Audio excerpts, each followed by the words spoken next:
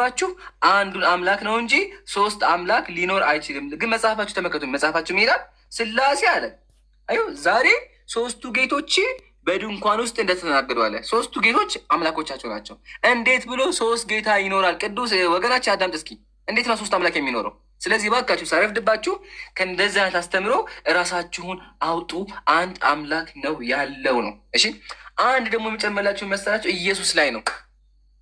ኢየሱስ ፍቅር ነው ይባላል በክርስትና። አምላካችን ነው፣ አምላካችን ሰው ገሎ አያውቅም ይባላል። ግን ኢየሱስ ምድር ላይ መጥቶ እንኳን ሰው ገሏል። ኢብራሂም ምን ታውጣልኝ መሰለህ ከቻልክ እግዚአብሔር በብሉይ ኪዳን የገደለበትን አዘጋጅልኝ። እግዚአብሔር በብሉይ ኪዳን ሕፃናትን ድንጋይ ላይ ፈጥፍቶ ገለዋል። ሰዎችን አሳርዷል። በመጋዝ ተርትሯቸዋል። በመጽሐፍ ቅዱስ በመጋዝ ተተርትረዋል። ግን ኢየሱስ ይሄን እንኳን ብንረሳለት አዲስ ኪዳን ላይ መጥቶ ምድር ላይ በማርያም ጊዜ ምን አድርጓል? ሕፃን ልጅ ገሏል። ኢየሱስ ሕፃን ልጅ ወላሂ አለ። መጽሐፋችሁ ነው ያለው። እሺ ወገኖቻችን መጽሐፋችሁ ላይ ነው ያለው። እሱን ደግሞ ላስተምራችሁ። በደንብ ተማሩ። ሻላ እሺ፣ ሪከርድ አድርጉ፣ ተማሩ። ሙስሊሞችም ሪከርድ እያደረጋችሁ አሰራጩ። እሺ አሁን ሁላችሁም እጃችሁ ላይ ክርስቲያኖች ቤታችሁ አይጠፋም ብዬ አስባለሁ። ቤታችሁ ምን ታወጣላችሁ? ተአምረ ማርያም አውጡ፣ ወይም ደግሞ ተአምረ ኢየሱስ አውጡ። እሺ ተአምረ ኢየሱስ አውጡ። ያው እኔ ከፍቻለሁ፣ መጽሐፉን ከፍቻለሁ። እዩት መጽሐፉን። በኢትዮጵያ ኦርቶዶክስ ተዋሕዶ ቤተክርስቲያን ለኦርቶዶክስ ነው ይሄ። እዩት እዚህ ጋር ምን ይላል? ዳግመኛም አንድ ልጅ ሲሮጥ የጌታ ኢየሱስን ልቡን መታው። ያ ጌታ ኢየሱስም ያንን ልጅ ሕይወት ተቆረጠች አለው። በዚያን ጊዜ ያ ልጅ ሞተ፣ ወደቀና ሞተ። ልጁ ሞተ። ኢየሱስ ለምን መታህም ብሎ ሕፃኑን ልጅ ገደለው። ሕፃን ልጅ እኮ ነው። ሕፃን ልጅ እየተጫወተ ሳለ ምን አደረገው? ኢየሱስ መታው። ሲመታው ኢየሱስ ገደለው፣ ሕይወት ተቆረጠች። በዚያን ጊዜ ልጁ ወደቀና ሞተ። የሞተውም ልጅ የተመለከቱ ደንግጠው ጮሁ። የሚናገረው ሁሉ የሚፈጸምለት ይህ ልጅ ከማን ወገን ነው ተባባሉ። የሞተውም ልጅ ዘመዶቹ አለቀሱለት ይላል። ምንም የሚያቅሳል ልጅ ሱብሓነላህ ሱብሓነላህ። ምንም የሚያቅን ሕፃን ልጅ ልቤን መታህም ብሎ ገደለው። ማን? ጂሰስ ክራይስት በመጽሐፋቸው። ዛሶ ዋይልድ፣ በጣም ዋይልድ ነው። ከአእምሮ በላይ ከባድ ነው። አሁን ደግሞ ኢብራሂምን ያሳየናል። በብሉይ ኪዳን ጊዜ አብ ወልድ መንፈስ ቅዱስ በእነሱ አስተምሮ ሰዎችን ሲጨፈጭፉ ነበረ። እስኪ ያሳየን ኢብራሂም። ኦማይ ጋድ። እሺ በጣም ጥሩ። ምናልባት እሺ ማሂር ቀጥል። ማሂር ከታች ልቀጥለው እያለ ስለሆነ ቀጥልና ኢንሻላ ከዛ በኋላ እኔ ክርስቶሎጂ ላይ የተወሰነ ማውራት ፈልጋለሁ። ኢንሻላ ቀጥሉ። ሰላም አለይኩም ሁላችሁም። ሰላም አለይኩም። ወአለይኩም ሰላም ወረሕመቱላህ ወበረካቱ። አዎ እስካሁን የተነሱት በጣም እኔ ማለት ለአእምሮ በጣም የሚከብዱ ናቸው። አንድ አካል አንድ አምላክ እንደዚህ ነው እየተባለ እንዴት ነው ሊያመልክ የሚችለው? የአምላክን ባህሪያት በጠቅላላ የሚንዱ ነገሮች ነው ያየ ነው እና በግሌ በጣም የተገረምኩባቸው ነገሮች ናቸው። ለአእምሮ የሚከብዱ ናቸው። ምናልባት ከዚህ በፊት ስለሰማናቸው ምናምን አንዳንድ ሰዎች ከዚህ በፊት ስለሰማናቸው ምናምን ዛሬ በሰላም ልንተኛ እንችላለን። ግን ከዚህ በፊት ያልሰማችሁ ሰዎች በጣም ይቅርታ። ይሄ ፕሮግራም መሆን የነበረበት በጠዋት ነው። ምክንያቱም እንቅልፍ የሚነሳ ነገሮችን ነው እያየን ያለ ነው። እኔ ላሳያችሁ የፈለግኳቸው አንድ ሁለት ጥቅሶችን ላሳያችሁ። ከእግዚአብሔር ጋር በተገናኘ ነው እያየን ያለ ነው። እግዚአብሔር እስራኤላውያን ያጠፋሉ። አንድ ካሜራውን ልክፈትና ላሳያችሁ።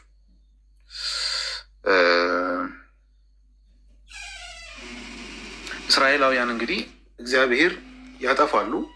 ከዛ እግዚአብሔር እነዛን እስራኤላውያን ይቀጣቸዋል። አሁን የሚቀጣቸው ምን አይነት ቅጣት ነው?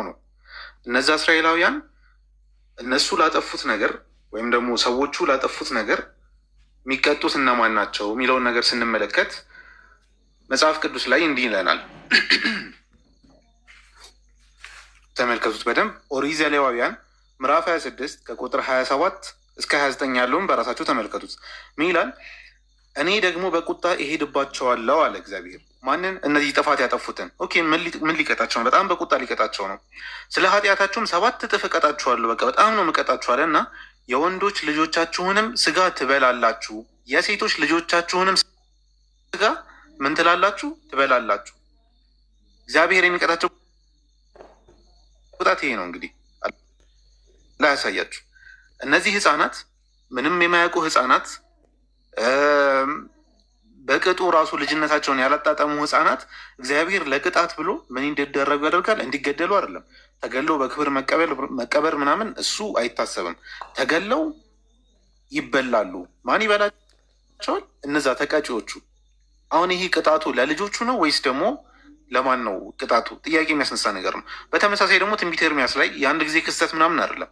ትንቢተ ኤርምያስ ምዕራፍ 19 ቁጥር 9 ላይ የወንዶችና የሴቶች ልጆቻቸውንም ስጋ አበላቸዋለሁ ብሎ ይናገራል። ሁሉም ጠላቶቻቸውና ነፍሶቻቸው የሚሹት በሚያስጨንቋቸው ጭንቅና መከበብ በባልንጀሮቻቸው ስጋ ይበላሉ ብሎ ያስቀምጣል። የምናይ ምን የወንዶችና የሴቶች ልጆቻቸውንም ስጋ ይበላሉ። እየቀጣቸው ነው እግዚአብሔር። እንዴት ነው የህፃንን ልጅ ስጋ መብላት ቅጣት የሚደረገው? አንዲት ነፍስ ላጠፋቸው ነገር ነው የምትቀጣው። እነዚህ ልጆች ሲገደሉ የሚደርስባቸውን ስቃይ አስቡት። እነዚህ ልጆች በክብር አለመቀበራቸውን አስቡት። እነዚህ ልጆች ገና የዚህን ዓለም ምንም ነገር ያላዩ ዓለምን ገና ያላጣጠሙ መሆኑን አስቡት። እንደዚህ ሆኑ ምን እንዲደረጉ ይደረጋል? እንዲበሉ ያደርጋቸዋል። እሱ ብቻ አይደለም፣ ሌላም ጊዜ ላይ እግዚአብሔር ድጋሚ ይናደድባቸዋል። እነዚህ እስራኤላውያን ላይ ማለት ነው። አሁንም ሌላ ቅጣት ሊቀጣቸው ነው። እንግዲህ ምን ሊያደርጋቸው ነው? ኦሪት ዘዳግም ምዕራፍ 20 ቁጥር 49 እና 50 ላይ ተመልከቱት። እግዚአብሔር ቋንቋቸውን የማታውቀውን ፊታቸው የደነደነውን ሽማግሌውንም የማያፍሩትን ከዛስ ሕፃኑንም የማይምሩትን ሕዝብ ንስር እንደሚበር ከሩቅ አገር በምድር ዳር ምን ይልብሃል? ያመጣብሃል። አምጩ ማን ነው? እግዚአብሔር ራሱ። እግዚአብሔር ምን የማይሉ ሕፃናትን የማይምሩትን እግዚአብሔር ለቅጥ ሕፃናትን ሕፃን ናቸው ብሎ ማይምሩ በቃ ጨፍጭፈው የሚያጠፉ አካላትን ምን ይላል? ይልክብሃል። ከዛ ቁጥር 53 ላይ ወረድ ይልና ጠላቶችህም ከበውህ ባስጨነቁህና መከራ ባሳዩህ ጊዜ አምላክህ እግዚአብሔር የሚሰጥህን የሆድህን ፍሬ የወንዶችና የሴቶች ልጆችህን ስጋ ትበላለህ ይላል። ኦኬ፣ እግዚአብሔር ምን ያደርግባቸዋል? ያስጨንቃቸዋል። ጠላቶቻቸው ያስጨንቋቸዋል። መውጫ መግቢያ ያጣሉ። ከዛ በኋላ ምን ታደርጋላችሁ ብሎ ይነግራቸዋል። የወንዶችንና የሴቶችን ልጆችህን ስጋ ትበላለህ። ይሄ እንዴት ነው አንድ ልጅ በማያውቀው ነገር በመገደል ሊቀጣ የሚችለው? አንድ ልጅ በግድያ እንዴት ነው እግዚአብሔር ሊቀጣ የሚችለው? አንድ ልጨምርላችሁና ይብቃኝ። በጣም ደግሞ ከነቢይ እዚህ ጋር ምን ይላል? መጽሐፈ ነገሥት ካልዕ ላይ እንግዲህ ነቢዩ ኤልሳ አለ እና ነቢዩ ኤልሳ እንትን ነው ምንድን ነው የሚባለው?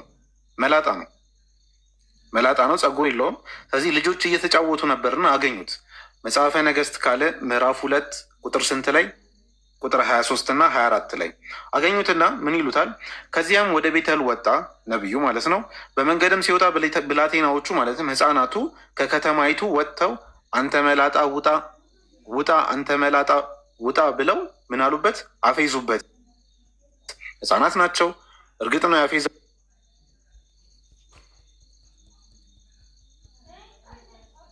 ያሉ ጥፋት ይሄ ነቢይ ረገማቸው። ነቢዩ ራሱ ነቢይ ተብሎ እንደዚህ በቶሎ በንዴት የሚወጣ ነቢይ ራሱ ከባድ ነው። እንደ ነቢይ መቀመጡ መጽሐፍ ቅዱስ ላይ የምናያቸው አብዛኞቹ ነቢያት ርዕሳችን አይደለም እንጂ ተመሳሳይ ነገሮችን ነው የምናይባቸው። ከዛም በእግዚአብሔር ስም ነው የረገማቸው። በዚህ እርግማ መሰረት እግዚአብሔር ምን አደረገ? ነቢይ ይሳሳታል፣ ችግር የለውም ማለት ስሜታ ይሆናል ምናምን። የእግዚአብሔር ተግባር ምንድን ነው? ከዱርም 2 ድቦች ወጥተው ከብላቴናዎች 42ቱን ምን አሏቸው? ሰባበሯቸው። በሌላ አማርኛ እነዚህ ትንሽ ህፃናት ምን ተደረጉ? ተገደሉ ማለት ነው። በጣም ትንሽ ህፃናት ናቸው። እንግሊዝኛውን ተመልከቱት፣ ሊትል ችልድረን ይላል። ትናንሽ ህፃናት ናቸው። እነዚህ ትናንሽ ህፃናት እግዚአብሔር ምን እንዲደረጉ ነው ያደረገው? እንዲሰባበሩ፣ እንዲገደሉ። ለምን? አንድ ነቢይ ሄደው አንተ መላጣ ብለው ስለተናገሩት፣ ሙድ ስለያዙበት። ህፃናት እንዴት ነው ህፃናት ላይ በዚህ ልክ ጨካኝ የሆነ አምላክ እንደ አምላክ ልንይዘው የምንችለው የሚል ጥያቄ እናነሳለን። አንድ የመጨረሻ ልጨምር ፈልጌ ነበር ግን ሰዓት አይኖርም። እሺ ቀጥሎ። ኦኬ ኢምራን ቀጥል። አላሁ ኸይረል ጀዛ ወአሕሰነ ኢለይክ ያ ጀማዓተል ኸይር። ያው ገራሚ ፕሮግራም ነበር የነበረን። አንድ ነገር እሺ ብሎ ከጨመርና ኢንሻአላህ አጠቃልለው እንለያያለን ማለት ነው። አጠቃላይ 2 ደቂቃ አስተኝ ነው 2 ደቂቃ። ምክንያቱም ትምህርት ይሆን ዘንድ አንድ ወሳኝ ነገር መናገር ፈልጋለሁ። ምን መሰላችሁ? እስካሁን ድረስ ያው ኢምራን ያጠቃልሏል ሁሉን ነገር፣ ግን አንድ መናገር የምፈልገው ነገር አለ። እኛ የምንጣራው ወደ አንድ አምላክ ጥሪ ነው። አላህ ቁርአን ላይ ሲነግረን ምን አለ መሰላችሁ? ወኢላሁኩም ኢላሁ ዋሂድ፣ አምላካችሁ አንድ አምላክ ብቻ ነው ማለትን እንጂ ነቢያት ምንም የሰበኩት ነገር የለም። ይህንን ነበር የሰበኩት። አላህ ቁርአን ላይ ሲናገር ሱረቱ ናህል ምዕራፍ 16 ቁጥር 36 ላይ ምን እያለ ይናገራል? ወለቀድ በዐትና ፊ ኩሊ ኡመቲን ረሱላ አን ዕቡዱ ላህ ወጅተኒቡ ጣጉት፣ በእርግጥም ወደ ነቢያት ሁሉ ወደ ህዝቦች ሁሉ ነቢያትን ልክ ያለው የተላኩበት ዋነኛና አንድ ትልቁ ምክንያት አላህን በብቸኝነት ተገዙ፣ ጣዖታትን ራቁ የሚል ይሄ ነበረ። በቃ ትልቁ አስኳሉ ትልቁ ነገርም ይሄ ነበረ። አሁን ኢየሱስ ታዲያ ምንድን ነው የሰበከው? ነው ምድር ላይ ያስተማረው ምንድን ነበረ? በመጀመሪያ ኢየሱስ ስለ ራሱ የተናገረው ነገር አለ። ለምሳሌ ዮሐንስ ወንጌል ምዕራፍ 8 ቁጥር 40 ላይ ከአምላክ የሰማሁትን እውነት የነገርኳችሁን ሰው አለ ራሱ እኔ ሰው ነኝ አለ። ኢየሱስ ብቻ ሳይሆን የአንደኛ ጢሞቴዎስ ጸሐፊ አንደኛ ጢሞቴዎስ ምዕራፍ 2 ቁጥር 5 ላይ ጳውሎስ ሲናገር አንድ አምላክ አለና አለ፣ በአምላክና በሰው መካከል ያለ መካከለኛ ደግሞ አንድ አለ፣ እሱም ደማን ክራይስት ጂሰስ አለ። እሱም ሰው ነው አለ። በቃ ኢየሱስ ሰው ነው አለ። በቃ አንድ አምላክ አለ፣ እሱ ሌላ። ለዛ ነው ከዚህ ከአምላክ እየሰማ የሚያስተላልፍ ሰው መሆኑን የተናገረው ማለት ነው። ግልጽ ነው። በሌላ ቦታ ላይ ኢየሱስ ክርስቶስ ዮሐንስ ወንጌል ምዕራፍ 10 ቁጥር 24 ላይ እስከ መቼ ድረስ በጥርጣሬ ታቆየናለህ? አንተ መሲሁ ከሆንክ አንተ ክርስቶስ ከሆንክ ገልጠ ንገረን አሉት። እንግዲህ ነገራቸው ማለት ነው። እኔ ነኝ አላቸው። ሌላ ቦታም ተናግሯል። ማርቆስ ወንጌል ምዕራፍ 14 ቁጥር 61 ላይ ማለት ነው። አንተ የብሩክ ልጅ ክርስቶስ ነህ ሲሉት አዎ እኔ ነኝ አለ። ኢየሱስ በማያወላዳ አማርኛ እኔ ሰው ነኝ አለ፣ እኔ መሲሁ ነኝ አለ፣ ወይ ደግሞ ክርስቶስ ነኝ አለ። ሌላኛውና አንደኛው ደግሞ ምንድን ነው? ማርቆስ ወንጌል ምዕራፍ 6 ቁጥር 4 ላይ ነቢይ ከገዛ ኢየሱስ ምን አለ? ነቢይ ከገዛ ቀሩና ከገዛ ቤቱ በቀር ሳይከበር አይቀርም አለ። እኔ ነቢይ ነኝ አለ ኢየሱስ። ተግባባል። ኢየሱስ ክርስቶስ ነቢይ ነው፣ ሰው ነው፣ እንዲሁም ደግሞ መሲህ ነው ማለት ነው። ግልጽ ነው። በዛ ላይ ደግሞ አምላክ አለኝ አለ። ዮሐንስ ወንጌል ምዕራፍ 17 ቁጥር 3 ላይ እውነተኛ አምላክ ብቻ እኔውን ከአንተን የላከውን ኢየሱስ ክርስቶስ ያውቁ ዘንድ ይህች የዘላለም ሕይወት ናት አለ። ስለዚህ እውነተኛ አምላክ ብቻውን የሆነ አንድ አምላክ እንዳለ ሰብኳል። ያ ደግሞ አብ መሆኑ ሌላ ቦታ ላይ እንመጣበታለን። ስለዚህ ከዛ ምን አለ ኢየሱስ? የላከውንም ኢየሱስ ክርስቶስ ያውቁ ዘንድ አለ። እኔ መልእክተኛ ነኝ አለ። ኢየሱስ መልእክተኛ መሆኑን ተናገረ፣ እንዲሁም ደግሞ አምላክ እንዳለው ተናገረ። ስለዚህ ኢየሱስ ክርስቶስ ሰው ነው፣ መልእክተኛ ነው፣ ነቢይ ነው፣ እንዲሁም ደግሞ አምላክ አለው። በአጭሩ ይህን ይመስል ዮሐንስ ወንጌል ምዕራፍ 20 ቁጥር 17 ላይ ወደ አምላኬና ወደ አምላካችሁ ወደ አባቴና ወደ አባታችሁ አድርጋለሁ ብለሽ ንገሪያቸው አላት መግደላዊት ማርያም። የኔ አባት የእናንተ አባት ነው፣ የኔ አምላክ የእናንተ አምላክ ነው እያለ ይሰብክ ነበረ ምድር ላይ። አምላክ ያለው አምላክ አለን? የለም። ሆሴ ምዕራፍ 11 ቁጥር 9 ላይ እኔ አምላክ ነኝ እንጂ ሰው አይደለሁም እናለ። እኔ ሰው አይደለሁም አለ አምላክ። ሰው ካልሆነ ኢየሱስ ሰው ከሆነ አምላክ ሰው አይደለም፣ ሰው ሊሆንም የተገባው አይደለም። ምክንያቱም አምላክ ሁሉን አዋቂ ነው። ሁሉን አዋቂ የሆነው አምላክ ሁሉን አላዋቂ የሆነ ካላችሁ ይሄ ከአምላክ ባህሪ ጋር የሚሄድ አይደለም ማለት ነው። ግልጽ ነው። ስለዚህ አንድ አምላክ ብቻ ነው የተሰበከው። ለዛ ነው ዘዳግም 6:4 ላይ እስራኤሎች ስማ አምላካችን ያህዌ አንድ ያህዌ ነው ብሎ ሰበከ ሙሴ። ይህንን ኢየሱስ ክርስቶስ ደግሞ ሲናገር ማርቆስ ወንጌል ምዕራፍ 12 ቁጥር 29 እና 28 ላይ ከጻፎችም አንዱ ምን አለ? መጥቶ ኢየሱስ ክርስቶስን ሲጠይቀው ለሰዎች ሲመልስ አይቶ ምን አለ? ኢየሱስን ከትእዛዛት ሁሉ ፊተኛይቱ ማንኛይቱ ናት ብሎ ሲጠይቀው ከእስራኤሎች ስማ ጌታ አምላካችን አንድ ጌታ ነው በማለት ነው የመለሰው ማለት ነው። ስለዚህ ይህንን ይመስላል። አንድ አምላክን በብቸኝነት ተገዙ፣ ነጻ ትወጣላችሁ፣ ከምትፈሩት ነገር ሁሉ ትድናላችሁ፣ ከጀሃነም እሳት ወጥታችሁ ጀነትን ትገባላችሁ። እስልምናን ሰዎች እንደሚሏችሁ ሳይሆን እስልምና የነቢያት ሃይማኖት ነው። ግቡና አንብቡት። ያነበበው በእርግጠኝነት ይሰልማል። አመሰግናለሁ። ጀዛከላሁ ኸይረል ጀዛ ኢብሮ ወንድሜ፣ አላህ በተናገርከው ሁላችንም የምንጠቀም ያድርገን። ክርስቲያን ወገኖቻችን ይህን ነገር በደንብ አድርጋችሁ አዳምጡ። እሺ፣ እስካሁን ብዙ ነገሮች ተምራችኋል ብዬ አስባለሁ። ሙስሊም ወንድሞችም እንደዚሁ ማለት ነው። ይህን ካየን አምላካችን ቁርአን ላይ አንድ ምክር ይመክራችኋል። እሺ፣ አምላኪ ቁርአን ላይ ምን አለ? ባዕድ አዑዙ ቢላሂ ሚነ ሸይጣን ረጂም ያ አህለል ኪታብ ላ ተግሉ ፊ ዲኒኩም አለ። እናንተ የመጽሐፉ ሰዎች ሆይ በሃይማኖታችሁ ወሰን አትለፉ፣ በአላህም ላይ እውነት እንጂ አትናገሩ፣ አምላክ ላይ አትዋሹ። የመርየም ልጅ አልመሲህ ኢሳ የአላህ መልእክተኛ ወደ እርሱ የጣራት የሁን ቃል ከእርሱ የሆነ መንፈስ ብቻ ነው። በአላህና በመልእክተኞቹ እመኑ፣ አማልክት ሶስት ናቸው አትበሉ። ሶስት አምላክ አለ አትበሉ። አንድ አምላክ ነው ያለው። ኢነማ ላሁ ኢላሁን ዋሂድ፣ አላህ አንድ አምላክ ብቻ ነው። ለእርሱ ልጅ ያለ ከመሆን ጠራ።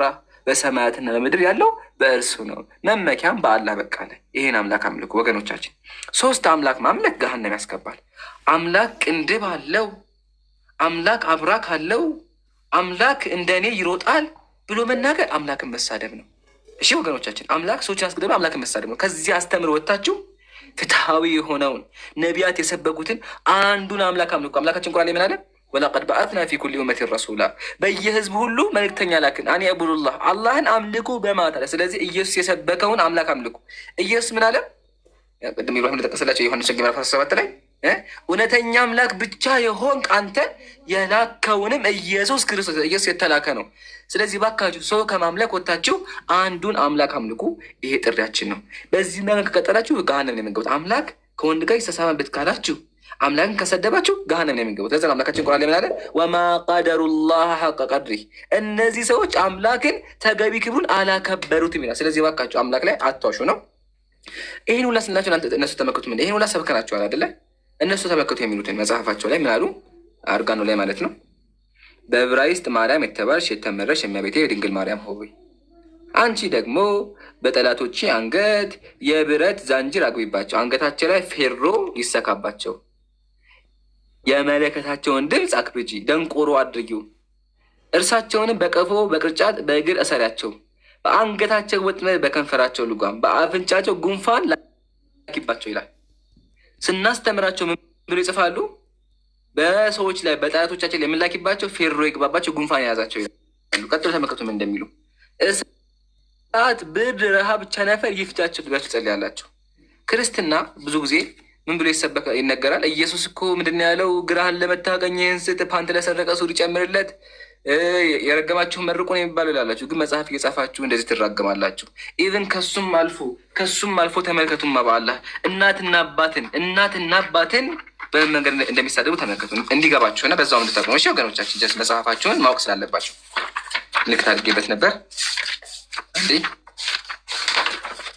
ያው እዚህ ጋር ተመልከቱ፣ እንደዚህ ይላል። ስለዚህ ይሄ መጽሐፍ ይውጣ። ስለዚህ እንዲህ ብለን እናዛችኋለን፣ ከእንግዲህ ወዲህ ከኛ ተለዩ። እነሆ የኀፍረት ልጓም በአፋችሁ ውርደት ነፍቶ በአፍንጫችሁ አደርጋለሁ። ሂዱ፣ አጋንንት ይሳባችሁ፣ ዛሮች ይጫኑባችሁ። እናንተ እባቦች የእልፍኙት ልጆች ናችሁ። እናንተ ውሾች የተኩላ ልጆች ናችሁ። እናንተ አውሬዎች የጅብ ዘመዶች ናችሁ። አባታችሁ ዝንጀሮ እናታችሁ ጦጣ ናቸው። ሂዱ ከእኛ ተለዩ ለዘላለሙ አሜን። እባክህን ክርስቲያን ወገብ ይሄን እያነበብ ከምንረግመን ማለት ነው መጽሐፍህን ተምረህ ራስህን አዳን ነው። ጥሪያችን ያው ዛሬ እዮዳብ